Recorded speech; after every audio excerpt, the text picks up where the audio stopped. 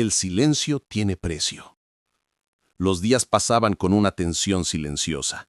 Clara seguía haciendo su trabajo con la cabeza gacha, pero su mente no descansaba. Cada movimiento era calculado, cada palabra medida.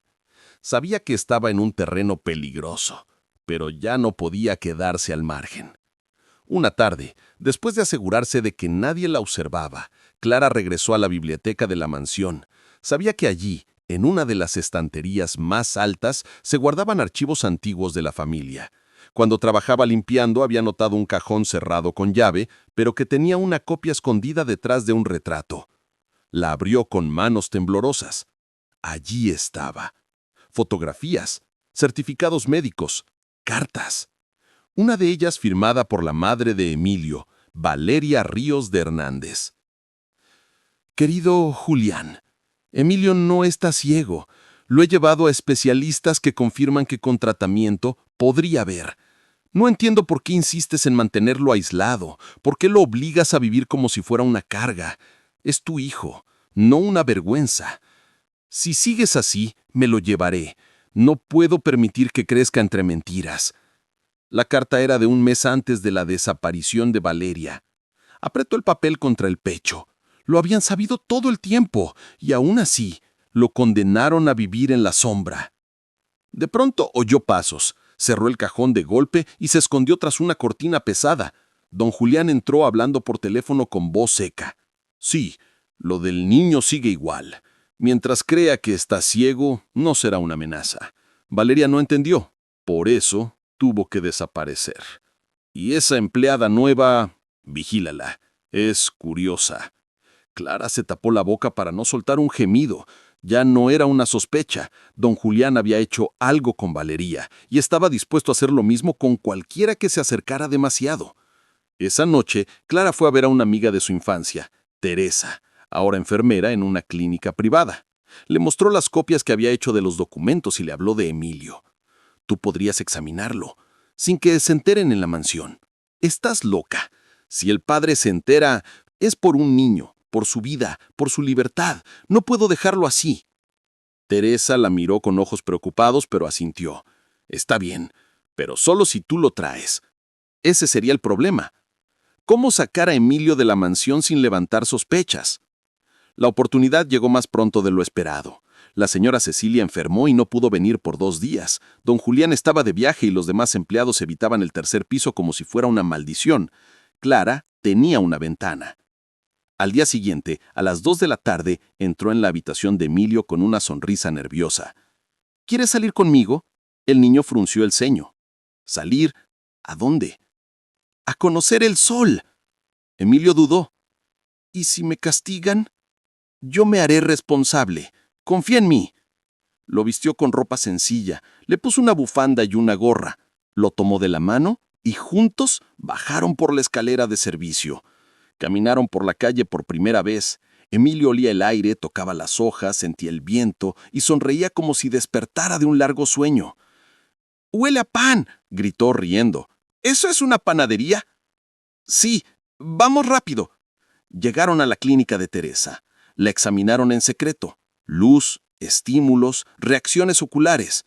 Después de 2 horas, Teresa tenía la respuesta. «Clara, este niño no es ciego». «¿Qué?»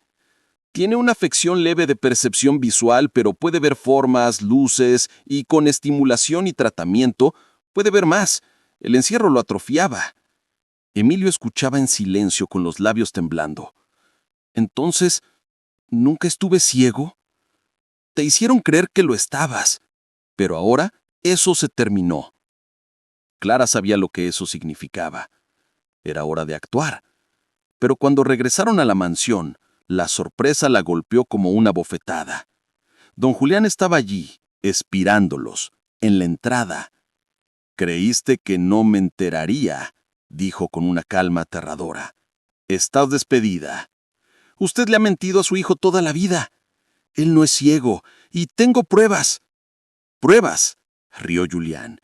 «Una empleada y una enfermera sin licencia. ¿Tú crees que alguien escuchará a una criada?»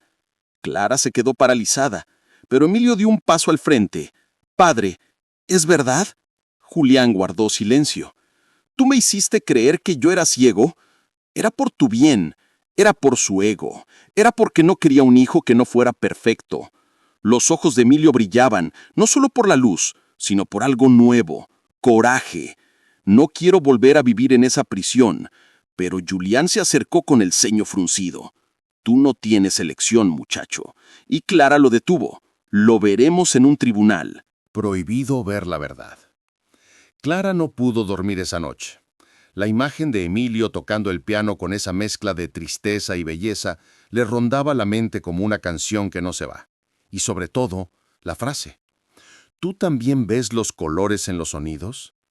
Era la pregunta de alguien que percibía el mundo de una forma muy especial. ¿Cómo podía un niño ciego hablar con tanta seguridad sobre los colores? Al día siguiente, cuando entró a la cocina, la enfermera Cecilia la esperaba con una expresión dura. Te lo advierto solo una vez, Clara.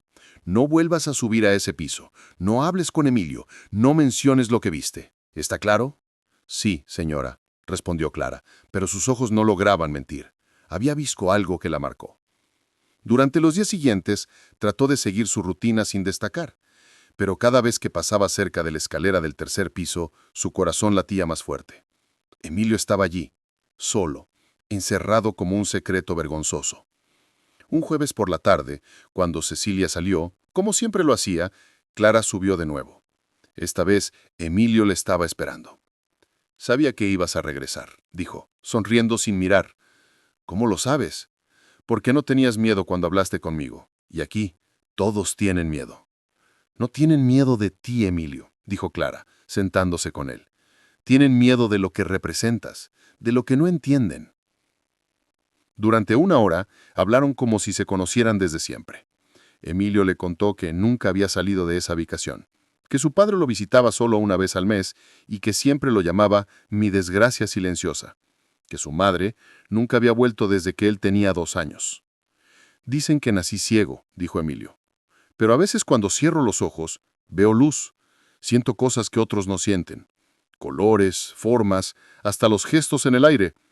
Clara lo observaba, atónita. Todo indicaba que Emilio no era ciego del todo, o que quizá nunca lo fue. ¿Alguna vez te han hecho exámenes?, preguntó ella. La enfermera dice que no tiene sentido. Tu cerebro está dañado, me repite. Pero a veces cuando hay tormenta veo relámpagos, aunque nadie me crea. Esa misma tarde, Clara decidió hablar con Marta, la cocinera mayor. ¿Tú sabes algo del niño?, le preguntó en voz baja. Marta la miró, con los ojos muy abiertos. Clara, no te metas en lo que no entiendes. Aquí los secretos se pagan caro. ¿Pero no te parece injusto lo que le hacen? Vive encerrado. Cree que está ciego. Pero hay algo raro. Marta guardó silencio un largo momento. Yo trabajaba aquí cuando la señora Valeria, la madre de Emilio, aún vivía. Ella era diferente. Amaba a su hijo. Pero desapareció de un día para otro. Dicen que se fue. Pero yo vi cómo salía una ambulancia en la madrugada y jamás regresó. Clara sintió un escalofrío. ¿Había sido la madre de Emilio silenciada? Al día siguiente, mientras limpiaba el despacho de don Julián, Clara vio un expediente entreabierto sobre el escritorio. El nombre en la portada le hizo contener la respiración. Emilio Hernández, evaluación neurológica. No debía leerlo, pero lo hizo. Dentro había un informe de un neurólogo independiente, fechado 5 años atrás. Concluía: el paciente no presenta ceguera total, tiene percepción visual parcial que puede desarrollarse. Recomendamos terapia de estimulación sensorial y no aislamiento. Y al final, escrito a mano: rechazado. Mantener régimen actual. Clara temblaba. Lo habían condenado a vivir como ciego por decisión. ¿Por qué? ¿Para qué? Justo en ese momento la voz de don Julián sonó detrás de ella. ¿Quién te dio permiso para tocar mis documentos? Clara se giró, pálida. Lo siento, fue un error. Estaba limpiando y... Tú no estás aquí para pensar, estás aquí para servir. Una más como esta y estás fuera. Clara bajó la cabeza. Pero en su interior ya no era solo compasión lo que sentía. Era indignación, furia y un deseo ardiente de revelar la verdad. Esa noche, mientras abrazaba a su hija en su humilde apartamento, Clara tomó una decisión. No permitiría que Emilio viviera en la oscuridad por culpa de los secretos de una familia poderosa. El silencio tiene precio. Los días pasaban con una tensión silenciosa. Clara seguía haciendo su trabajo con la cabeza gacha, pero su mente no descansaba. Cada movimiento era calculado, cada palabra medida. Sabía que estaba en un terreno peligroso, pero ya no podía quedarse al margen. Una tarde, después de asegurarse de que nadie la observaba, Clara regresó a la biblioteca de la mansión. Sabía que allí, en una de las estanterías más altas, se guardaban archivos antiguos de la familia. Cuando trabajaba limpiando, había notado un cajón cerrado con llave, pero que tenía una copia escondida detrás de un retrato. La abrió con manos temblorosas. Allí estaba. Fotografías, certificados médicos, cartas. Una de ellas firmada por la madre de Emilio, Valeria Ríos de Hernández. Querido Julián, Emilio no está ciego. Lo he llevado a especialistas que confirman que con tratamiento podría ver. No entiendo por qué insistes en mantenerlo aislado, por qué lo obligas a vivir como si fuera una carga. Es tu hijo, no una vergüenza. Si sigues así, me lo llevaré. No puedo permitir que crezca entre mentiras. La carta era de un mes antes de la desaparición de Valeria. Apretó el papel contra el pecho. Lo habían sabido todo el tiempo, y aún así, lo condenaron a vivir en la sombra. De pronto oyó pasos, cerró el cajón de golpe y se escondió tras una cortina pesada. Don Julián entró hablando por teléfono con voz seca. Sí, lo del niño sigue igual. Mientras crea que está ciego, no será una amenaza. Valeria no entendió. Por eso tuvo que desaparecer. Y esa empleada nueva, vigílala, es curiosa. Clara se tapó la boca para no soltar un gemido. Ya no era una sospecha. Don Julián había hecho algo con Valeria y estaba dispuesto a hacer lo mismo con cualquiera que se acercara demasiado. Esa noche, Clara fue a ver a una amiga de su infancia, Teresa, ahora enfermera en una clínica privada. Le mostró las copias que había hecho de los documentos y le habló de Emilio. Tú podrías examinarlo, sin que se enteren en la mansión. Estás loca. Si el padre se entera, es por un niño, por su vida, por su libertad. No puedo dejarlo así. Teresa la miró con ojos preocupados, pero asintió. Está bien, pero solo si tú lo traes. Ese sería el problema. ¿Cómo sacar a Emilio de la mansión sin levantar sospechas? La oportunidad llegó más pronto de lo esperado. La señora Cecilia enfermó y no pudo venir por 2 días. Don Julián estaba de viaje y los demás empleados evitaban el tercer piso como si fuera una maldición. Clara tenía una ventana. Al día siguiente, a las 2 de la tarde, entró en la habitación de Emilio con una sonrisa nerviosa. ¿Quieres salir conmigo? El niño frunció el ceño. ¿Salir? ¿A dónde? ¡A conocer el sol! Emilio dudó. ¿Y si me castigan? Yo me haré responsable. Confía en mí. Lo vistió con ropa sencilla, le puso una bufanda y una gorra, lo tomó de la mano y juntos bajaron por la escalera de servicio. Caminaron por la calle por primera vez. Emilio olía el aire, tocaba las hojas, sentía el viento y sonreía como si despertara de un largo sueño. «¡Huele a pan!», gritó riendo. «¿Eso es una panadería?» «Sí, vamos rápido». Llegaron a la clínica de Teresa. La examinaron en secreto. Luz, estímulos, reacciones oculares. Después de 2 horas, Teresa tenía la respuesta. «Clara, este niño no es ciego». «¿Qué?» «Tiene una afección leve de percepción visual, pero puede ver formas, luces, y con estimulación y tratamiento puede ver más. El encierro lo atrofiaba». Emilio escuchaba en silencio con los labios temblando. «Entonces, ¿nunca estuve ciego?» «Te hicieron creer que lo estabas, pero ahora eso se terminó». Clara sabía lo que eso significaba. Era hora de actuar. Pero cuando regresaron a la mansión, la sorpresa la golpeó como una bofetada. Don Julián estaba allí, espirándolos, en la entrada. «Creíste que no me enteraría», dijo con una calma aterradora. «Estás despedida. Usted le ha mentido a su hijo toda la vida. Él no es ciego, y tengo pruebas».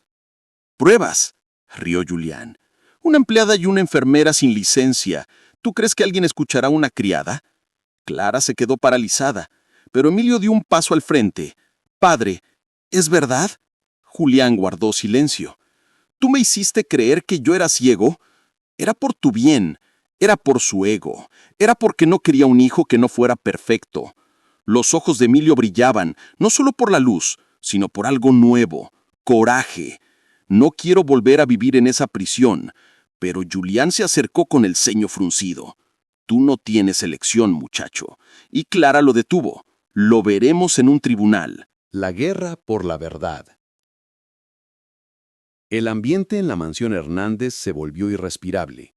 Desde el momento en que Clara enfrentó a don Julián delante de Emilio, todo cambió.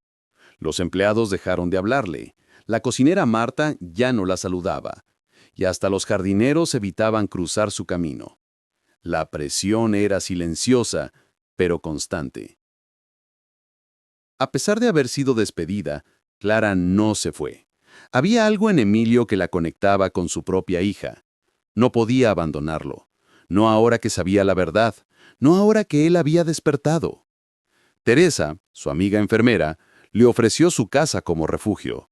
Allí, Clara y Emilio pasaron 2 días organizando un plan. El niño ya no era el mismo. Su voz tenía firmeza. Por primera vez en su vida, tomaba decisiones.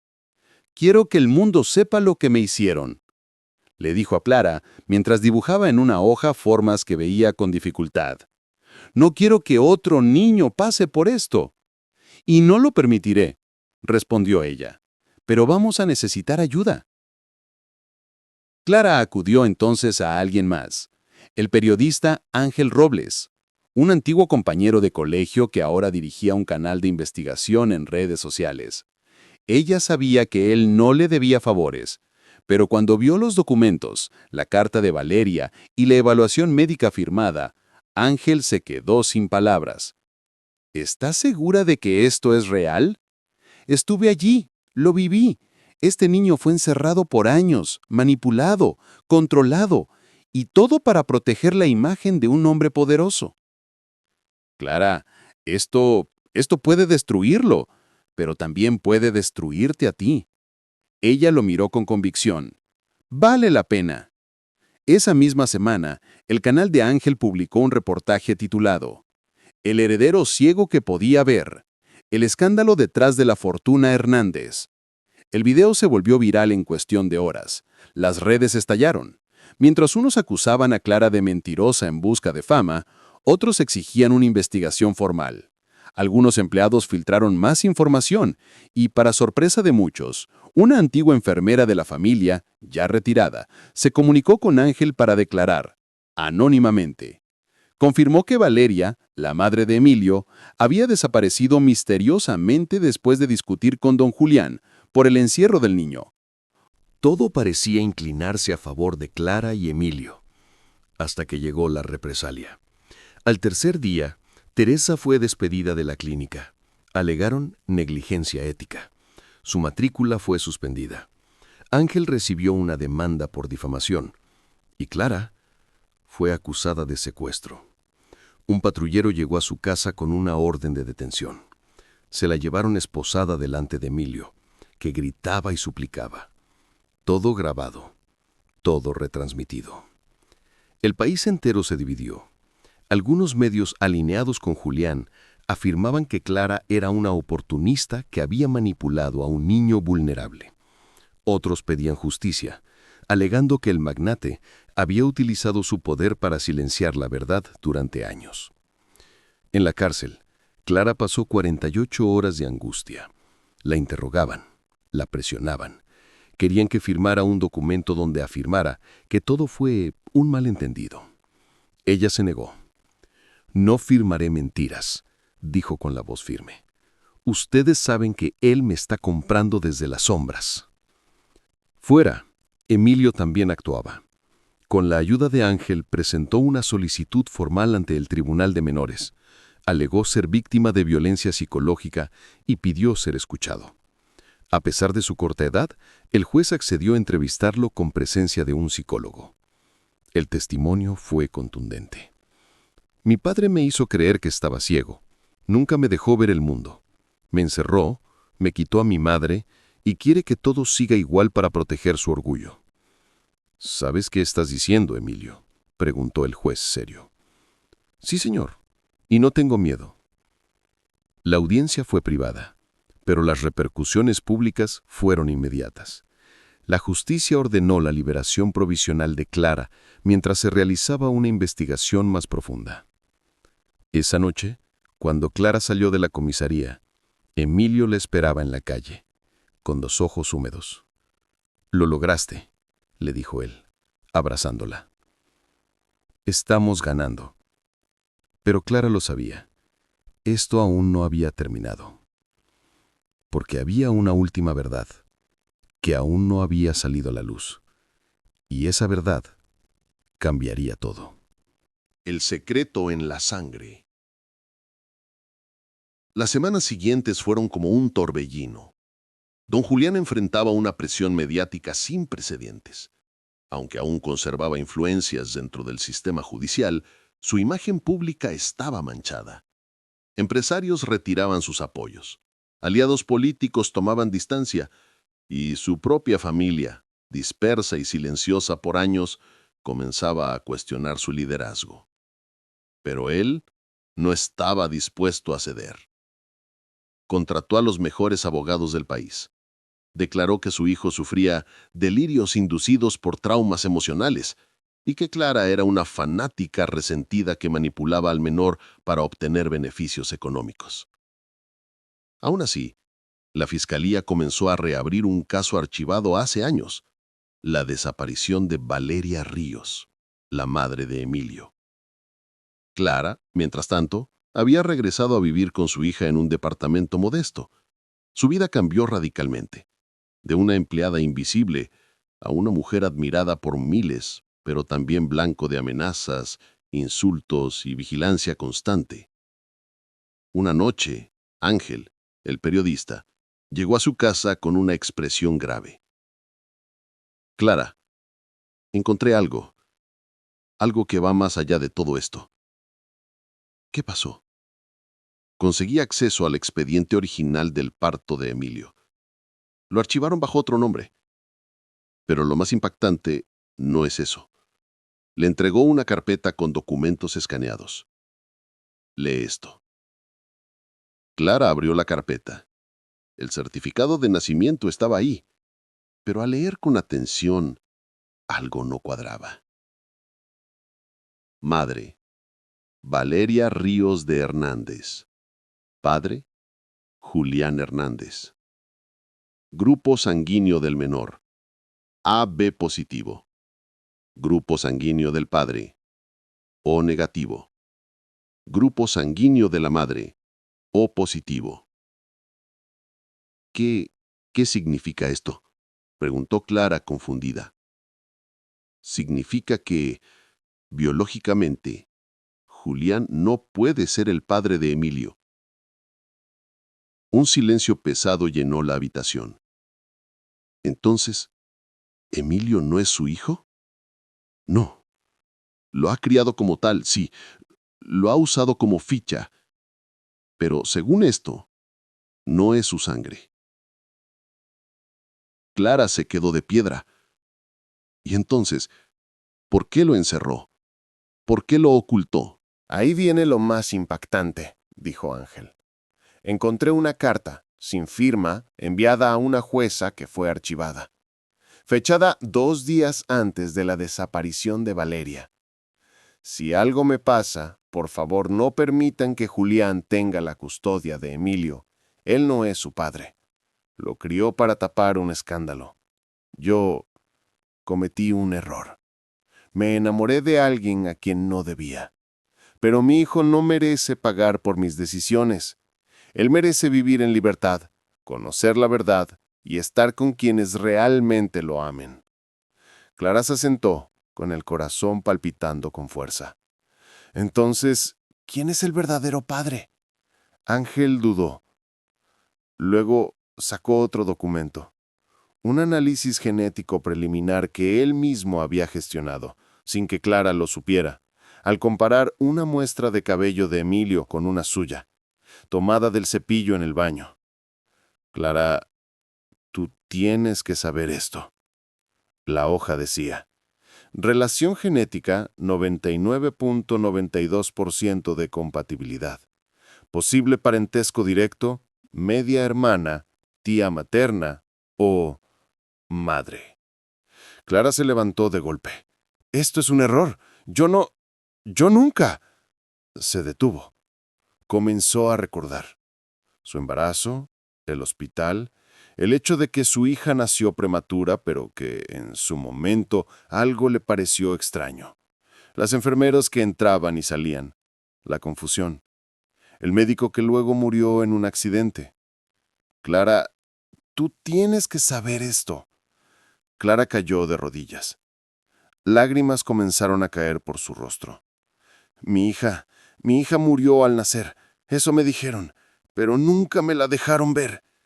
El mundo giraba a su alrededor. ¿Quieres decir que Emilio podría ser tu hijo?, susurró Ángel. Clara no respondió. No podía. El dolor, la rabia, la confusión, todo se mezclaba. Pero algo en su interior, un instinto profundo de madre, comenzó a gritar. Siempre lo supiste, siempre lo sentiste. Emilio, su manera de tocar el piano, su forma de sentir el mundo, su risa, tan parecida a la de su padre biológico. Clara se cubrió el rostro con las manos. No podía ser una coincidencia. No ahora, no después de todo lo vivido. Tengo que hablar con él, dijo finalmente. Ángel asintió. Pero prepárate, esto lo cambia todo. Entre la mentira y la sangre. Clara caminaba por las calles como un fantasma. El informe genético seguía dolado en su bolso, quemándole los dedos aunque no lo tocara. La mente se le llenaba de imágenes del pasado. Su parto en aquel hospital de mala fama, la enfermera que evitó mirarla a los ojos, las semanas posteriores sumida en un dolor sin nombre. Y ahora, la posibilidad más absurda, y al mismo tiempo más dolorosamente cierta, que su hijo no había muerto, sino que le había sido arrebatado. Pero, ¿cómo? ¿Por qué? La única respuesta posible era Julián. Él tenía el poder, las conexiones, la frialdad y ahora también el motivo. Valeria. Quizá Valeria no era la madre biológica. Quizás fue la mujer elegida para criar a Emilio y hacer pasar todo como una historia limpia. Una mujer rica, una esposa conveniente, un pacto de silencio. Y luego cuando todo salió de control, Julián eliminó el único obstáculo que podía romper el secreto. Valeria. Clara apretó los dientes. Ya no se trataba de justicia. Era personal. Al día siguiente, Clara se encontró con Emilio en la pequeña plaza donde solían pasear desde que él estaba libre. Él la saludó con alegría, como siempre. ¿Cómo estás hoy, Clara? Ella se arrodilló frente a él. Le tomó las manos. Tengo que hablar contigo sobre algo importante. Él inclinó la cabeza, curioso. ¿Qué pasa?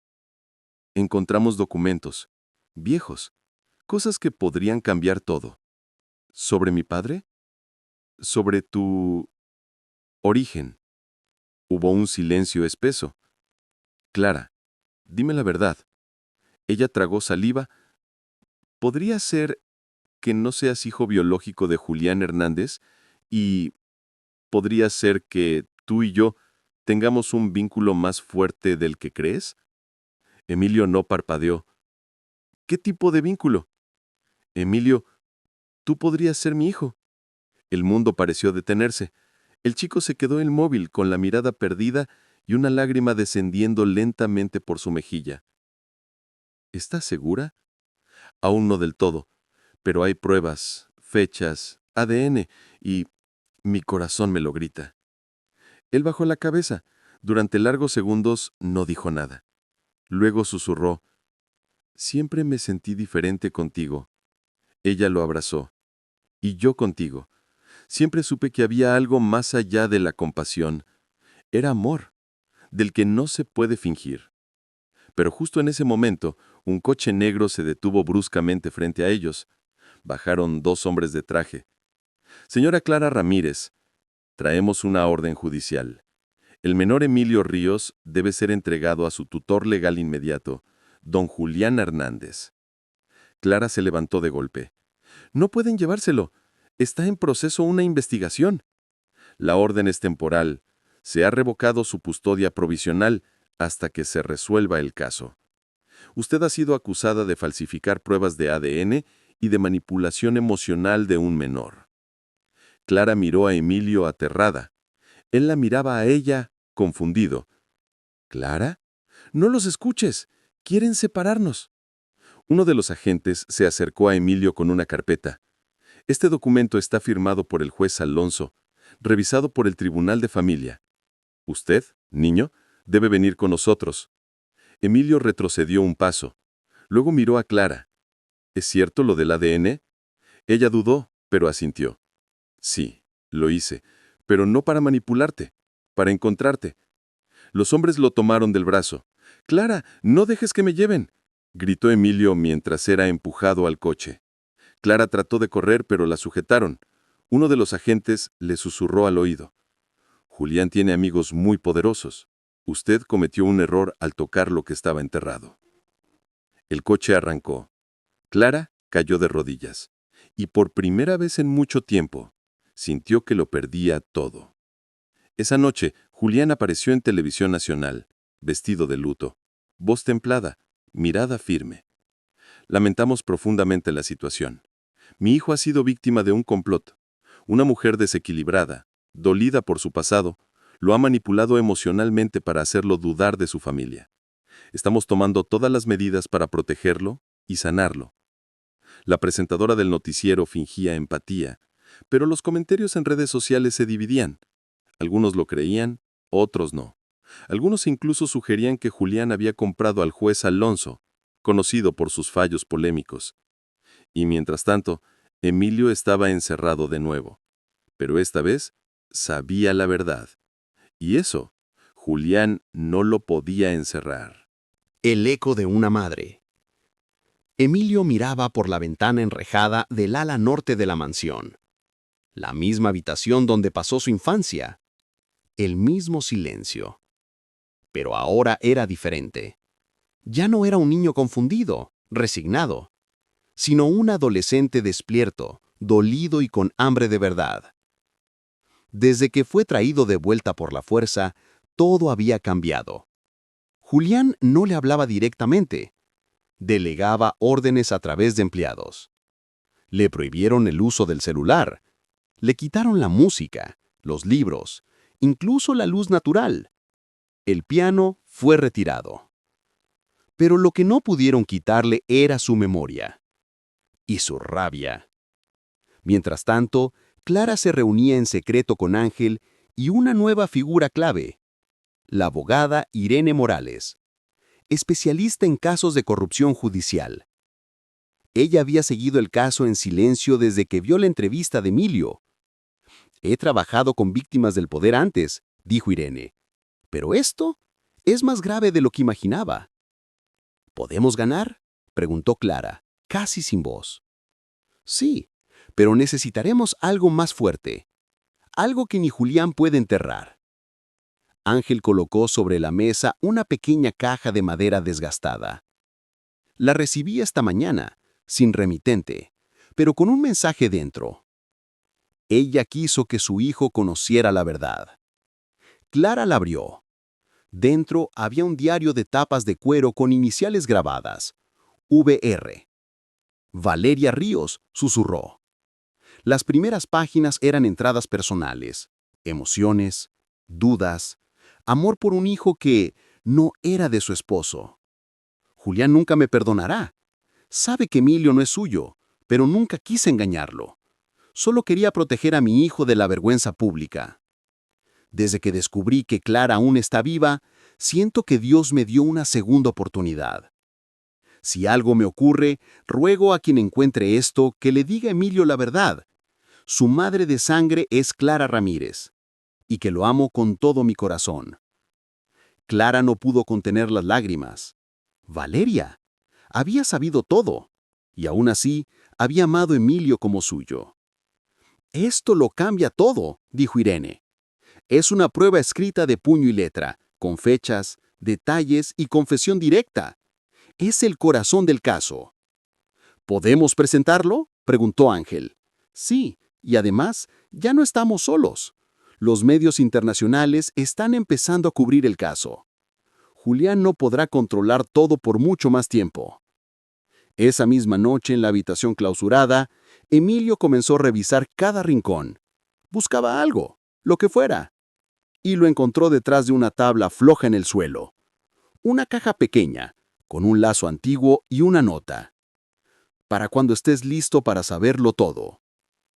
Dentro había fotografías de una mujer que él no reconocía de inmediato, pero que su corazón sí. Valeria. Junto a las fotografías había un colgante con 2 iniciales, E.R., y una carta. «Mi niño, si estás leyendo esto es porque la verdad ha comenzado a salir a la luz. No tengas miedo. Tu madre te amó siempre, incluso cuando todo fue mentira. Nunca fuiste una carga. Nunca fuiste un error. La verdad es que tú vienes de 2 mundos.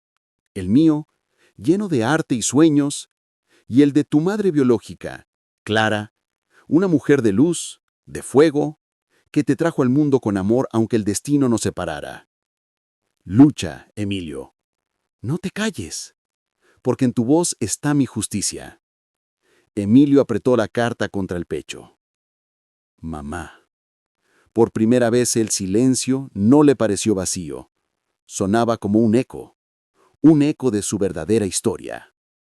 El día siguiente, durante una rueda de prensa orquestada por Julián para limpiar su imagen, Emilio apareció sorpresivamente en la sala. Vestía de negro, con el colgante de Valeria al cuello. Los reporteros se agitaron. Los guardias intentaron detenerlo, pero ya era tarde. Las cámaras grababan en vivo. «Soy Emilio Ríos», dijo al micrófono con voz clara. «Emilio, basta», gritó Julián desde el fondo. Pero Emilio no se detuvo. «Fui encerrado. Me hicieron creer que era ciego. Me ocultaron a mi verdadera madre. Me criaron sobre una mentira. Y ahora quiero justicia». Sacó el diario de Valeria y la carta de la caja. «Este es el testimonio de una mujer que lo arriesgó todo por mí. Y no dejaré que su voz se pierda entre abogados corruptos y hombres poderosos». Los flashes se multiplicaron. Los titulares estallaron. «Hijo de magnate revela conspiración familiar en vivo. Justicia para Valeria. El hijo habla». Clara, mirando desde casa, cayó en rodillas. «Lo hiciste, mi niño». Pero mientras Emilio hablaba frente al país entero, en el despacho oscuro de Julián, un hombre misterioso lo observaba por una pantalla. «¿Está listo el plan B?», preguntó él. «Sí, señor», respondió su asistente. «Si el chico habla, no saldrá del país con vida». El verdadero enemigo aún no había sido revelado. Y el final aún estaba por escribirse. El juicio del alma. La sala del tribunal estaba llena. Periodistas, cámaras, activistas por los derechos del menor y ciudadanos de todas partes del país habían acudido a lo que ya se conocía como el juicio del siglo. En el estrado, el juez Ramiro Álvarez, respetado por su integridad. En el banquillo de los acusados, Julián Hernández, magnate caído, rostro del poder manchado. Frente a él, Emilio Ríos, con Clara Ramírez a su lado, y la abogada Irene Morales liderando la acusación. «El tribunal llama al testigo principal, Emilio Ríos», anunció el juez. El joven se levantó, vestía de negro, pero con el colgante de su madre adoptiva al cuello y una pulsera tejida por su madre biológica en la muñeca. Se colocó ante el micrófono, todos los ojos sobre él. «Durante años viví en la oscuridad. Me hicieron creer que no valía, que estaba enfermo, que era una carga. Pero aprendí que la peor ceguera es la que uno acepta. Hoy estoy aquí para decir la verdad. No solo la mía, sino también la de mi madre Valeria Ríos, asesinada por querer protegerme. y de Clara Ramírez, mi verdadera madre, a quien me arrancaron al nacer. Un murmullo sacudió la sala. Julián se removió en su asiento irritado. ¡Objeción!, gritó su abogado. «Esas declaraciones no tienen base formal». Irene se puso de pie con calma. «Su señoría, presentamos el diario manuscrito de Valeria Ríos, validado por peritos caligráficos y fechado días antes de su desaparición. Además, incluimos análisis genéticos realizados por 2 laboratorios independientes que confirman el vínculo entre Clara Ramírez y Emilio Ríos como madre e hijo». El tribunal leyó los documentos durante varios minutos. Luego miró a Julián. «¿Desea decir algo en su defensa?». Julián se levantó. Ya no era el hombre imponente de antaño. Su traje caro no podía ocultar el sudor en su frente, ni el temblor en sus manos. «Todo lo que hice fue por proteger a Emilio. Su madre lo abandonó. Valeria era inestable. Y Clara, una cualquiera. ¿Quién iba a criar a un niño como ese?». Se hizo un silencio helado. «¿Un niño como qué, señor Hernández?», preguntó el juez. «¡Un error!». La sala exhaló un gemido colectivo de horror. «Gracias, no hay más preguntas», dijo Irene con firmeza. La audiencia se suspendió por media hora. En el pasillo, Emilio se acercó a Clara. Sus ojos estaban húmedos, pero no por miedo. ¿Qué crees que pasará? No lo sé, hijo. Pero pase lo que pase, ya no estás solo. Él le apretó la mano. Gracias por buscarme, por no rendirte, por amarme, incluso sin saberlo. Ella sonrió con lágrimas. Siempre lo supe.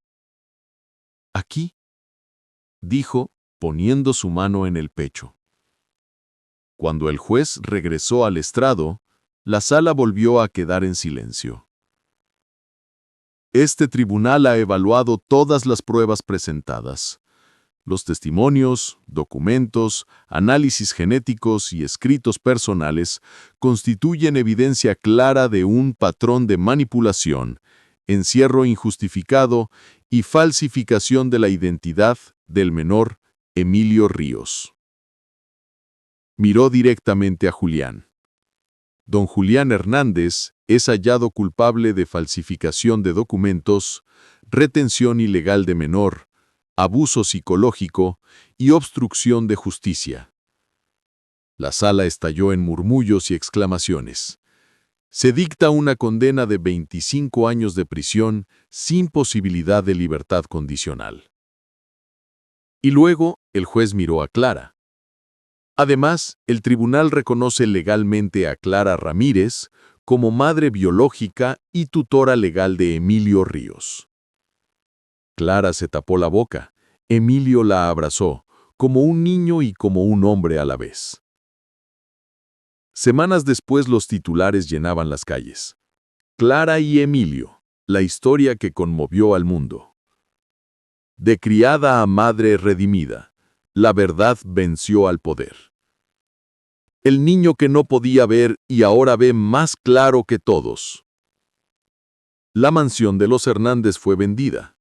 El dinero se usó para crear una fundación de apoyo a niños en situación de encierro y abandono emocional, dirigida por Clara, con Emilio como rostro público. Y una tarde, en un auditorio lleno de jóvenes, Emilio se subió al escenario, con su piano. Dedicado a mis 2 madres, una que me dio la vida y otra que me dio la libertad. Tocó una pieza compuesta por él mismo, llena de luz, de rojos, de azules, de colores que nadie entendía excepto él. Y entre el público, Clara sonreía, no como víctima, sino como madre de un elegido.